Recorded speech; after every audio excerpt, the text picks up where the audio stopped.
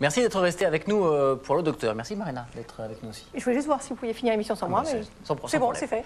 C'est la nouvelle campagne de sensibilisation du ministère du Travail. Elle a été lancée hier. Les TMS ou troubles musculo-squelettiques sont la première cause de maladies professionnelles. Fatigue musculaire, inflammation du tendon, syndrome du canal carpien.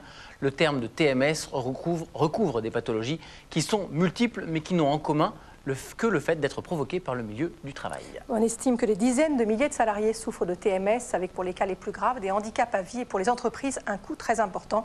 Comment ne pas passer à côté d'un diagnostic? Comment prévenir ces TMS? Quels sont les métiers qui sont le plus exposés? Deux invités pour répondre à vos questions, le docteur Lina Barouyel qui est médecin du travail et le docteur Patrick Houvet, chirurgien orthopédiste. Merci beaucoup d'être là. Claire, on peut continuer à poser des questions. Oui, on a déjà beaucoup de questions, mais vous pouvez continuer à nous en envoyer. 41 555 sur votre téléphone portable, code MS avant la question, ou www.france5.fr. On en parle donc beaucoup en ce moment, mais les troubles musculo-squelettiques existent depuis toujours et sont hélas presque indissociables de certaines conditions de travail. Un premier point avec Cécile Guéry-Riquier. Les troubles musculo-squelettiques ou TMS représentent les 3/4 des maladies professionnelles reconnues. Et depuis 10 ans, on observe une augmentation de ces troubles de 20% environ. Ce sont des affections douloureuses et souvent invalidantes qui touchent principalement les éléments du corps qui produisent le mouvement ou le maintien d'une posture. Articulations, ligaments, muscles, tendons, nerfs, mais aussi dans certains cas, système vasculaire.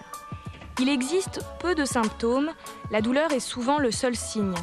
Les causes sont multiples, gestes répétés, maintien prolongé des postures, durée et rythme de travail soutenu. Les TMS touchent presque toutes les professions, mais principalement les industries de l'agroalimentaire, de la métallurgie, du bâtiment, ainsi que diverses activités de service. Face à la perte de plusieurs millions de journées de travail et des frais très importants, certaines entreprises se sont engagées dans la prévention. Mais elles sont loin d'être majoritaires. Alors on précise bien que cette augmentation de 20%, c'est une augmentation de 20% tous les ans, ce qui fait effectivement, au bout de quelques années, une augmentation assez impressionnante. Marie nous demande si les douleurs dorsales sont une fatalité quand on travaille en caisse. Vous choisissez qui veut répondre, je vous en prie. C'est malheureusement très fréquent. Et effectivement, les postes de caissière sont de mieux en mieux installés, mais dans certains cas peuvent encore présenter, je dirais, des contraintes qui vont porter sur le dos. Alors, comme dans toute douleur de ce type, les causes sont il y a de multiples facteurs. Et les conditions de travail, les conditions posturales, les gestes à effectuer sont une cause effectivement dominante. Mais les conditions aussi de réalisation du travail vont entrer en ligne de compte. Et lorsque le travail est mal vécu, trop contraignant, qu'il approche presque de l'intenable, bien déjà on en a plein le dos. Et à ce moment-là, on augmente le risque. On augmente le risque et la douleur est ressentie encore plus handicapante à ce niveau. Une précision que les hôtesses de caisse ne nous en veulent pas. On sait qu'il ne faut pas dire caissière, mais on va dire caissière, c'est quand même plus simple parce qu'il faut à chaque fois dire hôtesse de caisse. Mais le terme exact est l'hôtesse de caisse. Parce qu'on a eu des SMS. À chaque fois qu'on dit caissière, on dit non, on dit hôtesse de caisse. Non, mais ils ont raison, tout à fait. Est-il normal d'avoir des douleurs au niveau de l'avant-bras lorsqu'on utilise souvent un clavier d'ordinateur? Oui. Alors ça, je peux répondre. C'est normal et c'est souvent lié à la position là aussi. La position, qu'on soit au bureau ou qu'on soit dans un transport, parce qu'on utilise de plus en plus d'ordinateurs sur les genoux. Et puis cet ordinateur qu'on utilise sur les genoux en clientèle, eh bien on le ramène au bureau et puis on peut retravailler encore toute une journée avec. Et alors là, tout va mal. Parce que cet ordinateur portable, il est par définition solidaire de l'écran. Et lorsque je vais taper sur mon petit clavier, au lieu d'être comme sur un clavier de piano, c'est-à-dire comme ça, je vais être comme ça. Je n'ai pas d'appui sous mes bras, donc mes épaules vont être contractées, puis mon cou. Et enfin, mes yeux sont mal placés, puisque l'écran est sur mon ordinateur, donc il est là. Il faudrait exactement être à l'opposé de ça, c'est-à-dire avoir des repose-bras, arriver sur son clavier les mains descendantes, ou au moins dans le même plan, et ensuite avoir l'écran au niveau des yeux. Il faut pour ça avoir du clavier, effectivement. Tout à fait. Donc il faut avoir soit un dock dans lequel on rentre l'ordinateur portable, soit alors un clavier qu'on met devant son portable, soit mettre son portable à la hauteur de ses yeux. D'accord. Vous voulez dire que Oui, Claire. je lui ai déjà fait la remarque, elle est très mal installée. Très mal Mais je vais installée. demander une prime de risque. hein, sur- Ça, c'était Je vous aiderai, je vous aiderai. Ça, c'était Super. certain. Voilà. On n'aurait pas dû faire cette émission. Alors, vous avez parlé de piano, il s'agit de guitare maintenant, Claire. Alors, je joue de la guitare depuis 18 ans et aujourd'hui mes doigts se bloquent et sont douloureux. Que faire, nous demande Anne qui a 27 ans. Je Alors, veux bien que répondre faire, aussi. ouais. C'est effectivement, si c'est un musicien, que ce soit un musicien professionnel ou un musicien amateur, il y a plusieurs choses chez les musiciens. Il y a ce qu'on appelle les dystonies de fonction, c'est-à-dire la mauvaise utilisation ou la crampe, comme la crampe de l'écrivain, mais là c'est la crampe du musicien. Il y a plusieurs choix, il y a plusieurs possibilités. Soit, mais il devrait savoir si ça fait 18 ans, l'instrument n'est pas exactement adapté, ou lui n'est pas adapté à l'instrument. Ça peut être un nouveau instrument, la plupart du temps c'est plutôt un nouveau morceau. Et ça rejoint un petit peu ce que disait Madame tout à l'heure, c'est-à-dire que ça se fait dans un contexte particulier. C'est un nouveau morceau, c'est un peu stressant, il est souvent difficile à faire, et puis on a souvent le concert qui arrive, et le mélange du stress, de la difficulté du morceau, contracte la gestuelle, et au lieu d'avoir une gestuelle naturelle, de parler à peu près, de faire normalement les choses, de jouer normalement, tout ça, ça va donner un geste pas normal, et une douleur va apparaître. Et cette douleur, elle est née en fait d'une tendinopathie, d'une tendinite, qui va perdurer si on ne casse pas le mécanisme du cercle vicieux.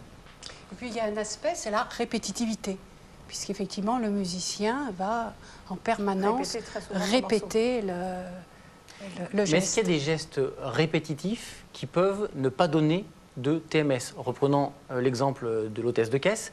Est-ce qu'elle peut faire pendant des heures et des heures ce geste-là? Il suffit d'adapter sa position pour qu'elle le fasse sans douleur, ou de toute façon, elle finira par avoir mal à l'épaule. Non, je crois qu'il y a des moyens de prévention dont il ne faut absolument pas se priver. Tout ce qui va tourner autour de l'ergonomie du poste de travail, tout ce qui va tourner autour de l'organisation du travail, du contexte et du climat de travail. Si les contraintes peuvent être allégées, on peut avoir à ce moment-là un seuil de résistance beaucoup plus élevé et ce n'est pas une obligation de souffrir. Et puis il y a l'aspect aussi vulnérabilité individuelle. Hein. Il y a des gens qui sont plus ou moins résistants à certaines contraintes. Une question directement pour vous, docteur Barouillel. Souffrant de tendinite et de capsulite, je suis apte pour la sécurité sociale et inapte pour le médecin du travail. Comment ne pas être licencié? Comment il peut y avoir déjà ces discordances? Alors, il peut y avoir cette discordance parce que la sécurité sociale, elle, va reconnaître que la personne est apte à faire un travail. Mais le médecin du travail va la reconnaître inapte à un poste de travail, donc à certaines conditions de travail.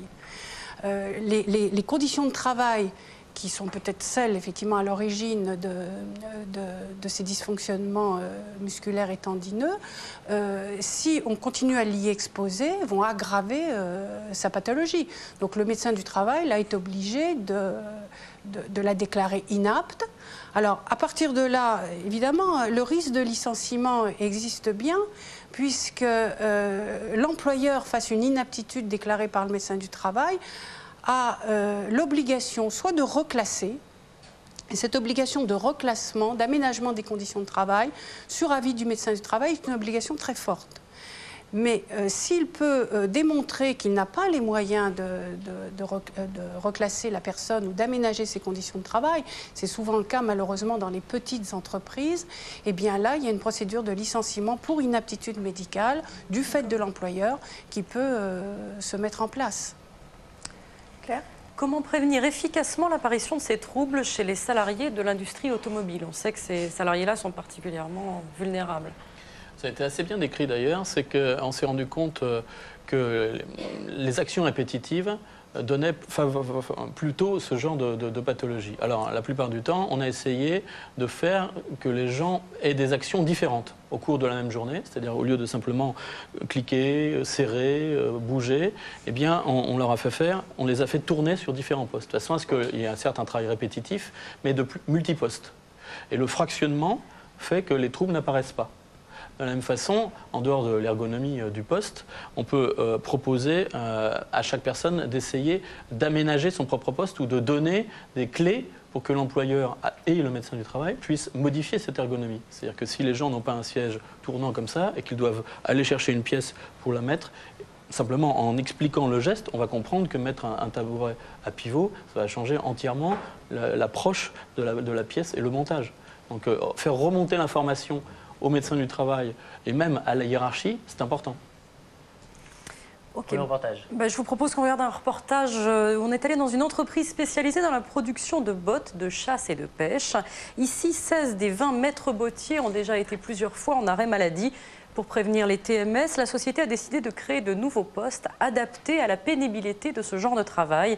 C'est un reportage de Delphine Renaud et Mathieu Hussenot. Ces maîtres bottiers, c'est le cœur de l'entreprise. C'est aussi un endroit et un passage incontournable pour notre fabrication.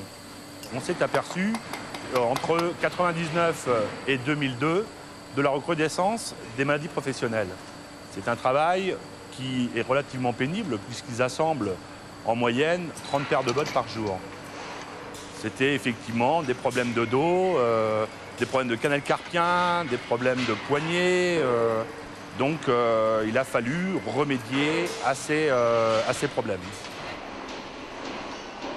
Vous voyez un maître bottier sur les nouveaux postes qui ont été imaginés par le groupe de pilotage et par les maîtres bottiers eux-mêmes, puisque c'est eux qui ont donné un peu les grandes lignes de ce poste. Les problèmes à régler étaient de garder l'individualité du poste et que la forme soit maintenue dans l'espace et non plus qu'ils la maintiennent entre leurs jambes comme on a pu le voir sur l'ancien poste. Là, c'est la mécanique. Donc on clipse la forme sur le bras et on n'a plus à maintenir la forme. Donc la forme voyage dans l'espace et l'opérateur n'a plus qu'à se concentrer sur ses gestes. J'ai commencé sur l'ancien poste et après je suis revenu là, ils m'ont demandé de venir là, puis j'ai essayé, puis c'est vrai que c'est mieux. On a la machine qui nous sert, ça évite d'avoir les trucs entre les jambes, et puis au moins on a plus d'espace pour travailler, mettre nos cahiers, nos maguettes, tout ça, on a tout autour. Ça évite de faire des voyages. On a moins mal au dos, moins mal aux bras, aux jambes, moins tendinite, c'est vrai qu'on force moins avec la machine qu'avec l'ancienne. Après l'aménagement des postes de travail, on est passé sur la deuxième option, qui est la diversification des tâches. Ça permet donc au maître bottier de pouvoir ménager certains muscles. C'est sûr que ça nous soulage, on ne fait pas du tout les mêmes gestes. On les fait moins longtemps, donc ça soulage vraiment. Ah, Madame Baroyel, là on a entendu un chef d'entreprise manifestement ouvert et prêt à entendre les revendications de ses salariés. Est-ce qu'aujourd'hui, parler des TMS en entreprise, pour vous, médecins du travail, pour vos collègues, c'est quelque chose de facile? Est-ce que vous êtes écoutés? Alors, bon, je dirais que nous progressons dans ça ressemble à un euphémisme. C'est-à-dire que les entreprises se rendent compte de plus en plus que les problèmes de santé, de non-santé, l'absentéisme, tous les coûts directs, indirects induits par les altérations de santé sont contre-productives, pénalisent les performances de l'entreprise. Donc pour des raisons, je dirais peut-être tout bonnement financières, les employeurs maintenant qui veulent bien gérer leur structure ont une attention à ces questions-là. Donc il est plus facile pour nous, médecins du travail, d'entrer en relation avec les employeurs et de pouvoir établir un débat.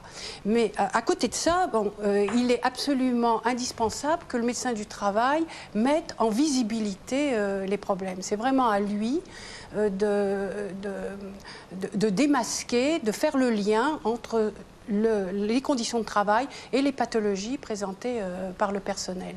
À partir de là, il faut faire le marketing de cette question pour que les employeurs se rendent compte que leur intérêt, c'est d'améliorer les conditions de travail pour que leur personnel travaille encore mieux, leur donne des résultats encore meilleurs.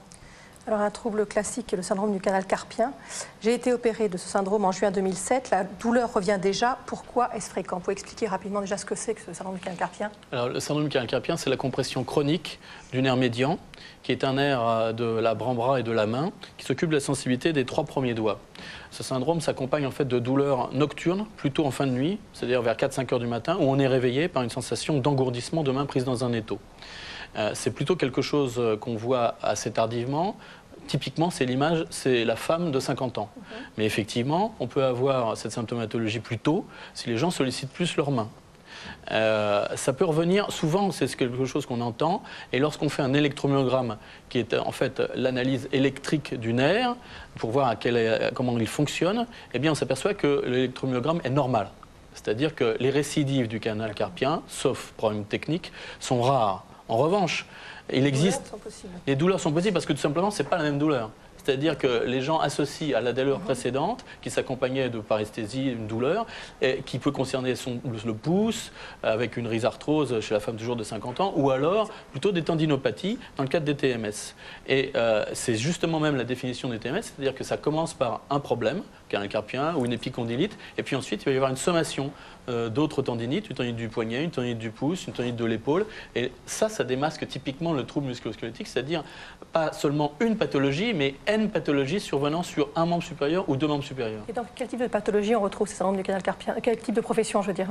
Alors, on retrouve cette pathologie essentiellement chez les gens qui ont un serrage,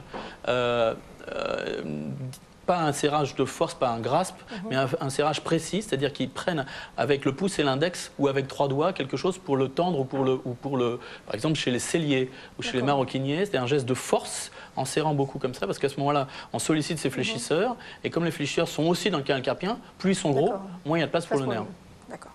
Je dois me munir d'un coussin pour me soulager, car je souffre d'un trouble musculo-squelettique au niveau du coude. Mon employeur peut-il s'y opposer? Est-ce qu'on peut aménager soi-même Est-ce qu'on peut aménager soi-même son poste de travail finalement? Je pense que si on a trouvé la parade soi-même, je vois mal l'employeur s'y opposer à partir du moment où ça va dans le sens d'une bonne prestation de travail. Mais si ce salarié est gêné, à ce moment-là, il faut qu'il fasse valider son aménagement justement par le médecin du travail qui demandera donc à l'employeur de prendre en considération ce petit coussin sous son coude. Autre trouble fréquent, c'est le lumbago. Est-il efficace de rester allongé et de se faire masser contre un lumbago résistant parce que je ne supporte plus les antalgiques opiacés et les anti-inflammatoires? Ça sert à quelque chose? Pendant longtemps, on a dit que s'allonger sur une planche dure mise sous le lit, c'était l'idéal. En fait, il semble que ce ne soit pas vrai du tout. D'abord, il faut être certain que c'est juste un lumbago et pas une pathologie de hernie discale. Et ensuite, les lumbagos sont liés, en fait, à la douleur du lumbago est liée à la contracture paravertébrale. Donc, ce qui est sûr, c'est que c'est le repos et les anti-inflammatoires. Mais une fois que les gens se sont mis au repos, la douleur va céder. Et ensuite, il faut effectivement trouver un aménagement dans le poste de travail ou dans la vie de tous les jours pour qu'elle ne se reproduise pas, sous réserve qu'il n'existe pas un trouble en amont. Parce qu'il y a des chaînes de grande distribution qui ont mis en place du massage de leurs hôtesses de caisse, par exemple. Oui, ça c'est intéressant. Oui, ça, je pense que ça, c'est intéressant, parce que ça procède exactement la même chose, c'est-à-dire lutter contre le stress. Et une des grandes causes, en dehors de l'ergonomie du poste de travail, une des grandes causes des TMS, c'est essentiellement, à mon sens, le stress. C'est-à-dire que la productivité exigée par tous les personnels, que ce soit dans le cadre du conditionnement, de la manutention, des hôtesses de caisse, mais même chez les cadres, la productivité est telle sur un temps, même s'il est réduit de façon importante, que les gens sont stressés. En plus, ils n'osent pas en parler ni aux gens qui font le même métier qu'eux, parce qu'il y a toujours une concurrence, ni à leur hiérarchie de peur d'être un peu sorti du jeu, donc tout le monde garde ça pour soi, et puis il y a une sommation des troubles qui apparaît, et à un moment, ça explose. Et ça, je crois qu'effectivement, trouver soit des massages, mais tout simplement aussi, et on en parlait, une salle de sport. C'est pas compliqué c'est pas toujours compliqué de mettre 20 mètres carrés à disposition, avec à l'intérieur de quoi faire un peu de sport, et penser à autre chose pendant quelques minutes qu'à son travail. Est-ce que les troubles musculo-squelettiques peuvent entraîner une dépression? C'est une expérience que vous avez, ça? Certainement, parce que ça peut être des troubles extrêmement douloureux, extrêmement handicapants, et la personne peut effectivement avoir une grosse dévalorisation de l'image elle-même, et puis le fait de ne plus arriver à travailler avec le moindre confort, ça tape quand même sur le système. Hein. Donc c'est évident que... Mais l'un va avec l'autre aussi, c'est-à-dire qu'en fait, le trouble musculo-squelettique peut majorer un trouble dépressif, et dans une dépression, on a une perception toujours plus intense des douleurs ou des gènes que l'on rencontre. Claire. Je vous propose qu'on regarde la deuxième partie du reportage que nous avons réalisé dans cette usine de bottes. Michel est maître bottier depuis 32 ans. Suite à des problèmes de lombaire, il avait été obligé de changer d'emploi. Grâce aux nouveaux aménagements dans l'entreprise, Michel a pu revenir à son premier métier, fabriquer des bottes. Delphine Renaud et Nicolas Malgone l'ont rencontré. J'ai été 9 ans en montage et suite à des problèmes de dos importants, j'ai demandé à arrêter le montage parce qu'à ce moment-là, c'était très dur physiquement et je ne pouvais plus continuer le montage. J'ai eu plusieurs arrêts d'un mois, 2 mois, 3 mois, jusqu'à 5 mois. Et ça a duré plusieurs années, malheureusement. Quand j'ai été hospitalisé au CHU de Caen, ils ont constaté que j'avais une double hernie discale inopérable. J'ai subi une discographie par le côté, c'est-à-dire une injection entre les vertèbres pour essayer de résorber l'hernie discale, les 2 hernies discales et essayer de soulager la douleur. J'aime fabriquer des bottes et à ce moment-là, ça a été très dur puisque je ne voulais pas faire autre chose, je voulais absolument trouver une solution pour rester au montage. Mais à ce moment-là, il n'y avait pas d'autre solution que d'arrêter le montage. L'ancien système, il fallait bloquer la botte avec les jambes. Donc il y avait un effort au niveau des hanches, au niveau du bas du dos. Et c'est surtout à ce moment-là que j'avais des difficultés, des problèmes de santé de plus en plus importants du fait qu'il y avait un effort au niveau des hanches, qu'il n'y a pas sur ce nouveau poste. C'est beaucoup moins physique. Également au niveau du siège, on a un dossier qui maintient le dos, qu'il n'y avait pas auparavant. C'est très bien aménagé en périphérie, puisque là, il n'y a pas besoin d'aller chercher loin. Là, on a vraiment tout sous la main, avec un siège qui tourne. Donc c'est beaucoup plus pratique et beaucoup moins difficile. Ça paraît compliqué quand on voit le poste. Il y a 5 pédales, un bras à manipuler dans plusieurs sens. Au départ, je ne pensais pas m'adapter aussi rapidement, je dirais. Et en fin de compte, ça s'est très bien passé. Et je me suis très vite adapté et je ne pensais pas justement arriver au rendement aussi vite, puisque je pensais faire que quelques paires. Je ne pensais pas arriver à faire une journée normale comme tous les autres monteurs. Jusqu'à l'arrivée de ce nouveau poste, je ne pensais jamais retrouver le poste de monteur, de maître bottier, comme on dit, un jour. C'était une chance pour moi de pouvoir essayer de fabriquer des bottes. Et je pensais que ça marcherait. Et je ne me suis pas trompé. Aujourd'hui, ça marche. Alors, c'était d'abord, merci beaucoup, Michel. Je trouve un métier fascinant quand même. Moi, je ne savais pas comment fabriquer des bottes de pêche. Donc, on revient à notre sujet. Stéphanie nous demande quelle est la meilleure méthode pour faire disparaître ou atténuer des nœuds musculaires dans le dos et les fesses.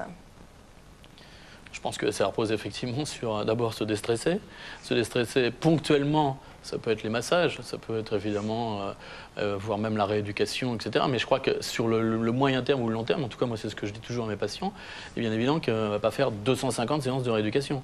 Donc il faut trouver une solution pour que lorsque le travail est fini, d'abord ne pas y penser, ne plus y penser, et ensuite trouver autre chose à faire. C'est-à-dire qu'il faut prendre du temps pour soi, prendre du temps pour faire un sport, prendre du temps pour marcher, prendre du temps pour avoir une activité de loisir, qui fait que tout ce stress qu'on a pu accumuler au travail, et qui n'est pas lié seulement à l'ergonomie, à la position de travail, etc., puisse partir, et enfin que les gens puissent retrouver un petit peu de sensation de plénitude. Donc à mon avis, c'est pratiquer une activité sportive, et évidemment, ça peut être soutenu par le massage, par d'autres choses, mais je crois qu'il faut apprendre gentiment à faire un sport et à se décontracter. Et à se servir de son corps. Je pense qu'il y a toute une éducation, effectivement, à la gestuelle, aux postures, à l'hygiène de posture, qui fait qu'on peut quand même, et déjà ne serait-ce que dénoncer, apprendre à dénoncer suffisamment tôt les situations qui font souffrir. Est-ce que l'ostéopathie peut soulager efficacement les troubles musculo-squelettiques? C'est pas l'enthousiasme. Hein. C'est pas ça. Moi, je trouve que l'ostéopathie a des vertus sur effectivement des problèmes, des vraies pathologies entre guillemets. C'est pas que les TMS ne regroupent pas de vraies pathologies, c'est qu'il y a probablement quelque chose en amont du trouble. C'est-à-dire que le TMS, c'est jamais qu'un acronyme qui réunit des pathologies qui peuvent exister individuellement. Tout le monde a le droit d'avoir un canal carpien, une tendinite de l'épaule, une tendinite du coude. Le seul problème, c'est que quand il y a une multiplicité de cette atteinte, encore une fois, sur un seul segment, dans un cadre d'entreprise particulier, ça évoque évidemment quelque chose. Donc l'ostéopathie, sûrement, pour un problème ponctuel, mais il faut pas seulement. Il faut effectivement avoir une démarche pour appréhender l'origine du trouble, si on veut que le trouble ne se renouvelle pas lorsque les séances sont finies. Oui, les TMS ne se soignent pas, il faut aussi soigner le poste de travail. La cause, on va dire. Est-ce qu'un problème de vision, un déséquilibre dentaire ou le stress, on a dit oui, peuvent être à l'origine de troubles musculo-squelettiques, vision et déséquilibre dentaire? C'est décrit, effectivement. On dit qu'effectivement, lorsqu'il y a des anomalies dentaires, des foyers d'infection dentaire, ça peut rendre plus vulnérable. Mais ça ne fait pas tout, c'est un facteur parmi d'autres. C'est certainement pas celui qui me paraît, en tout cas, prédominant dans ce que je peux observer.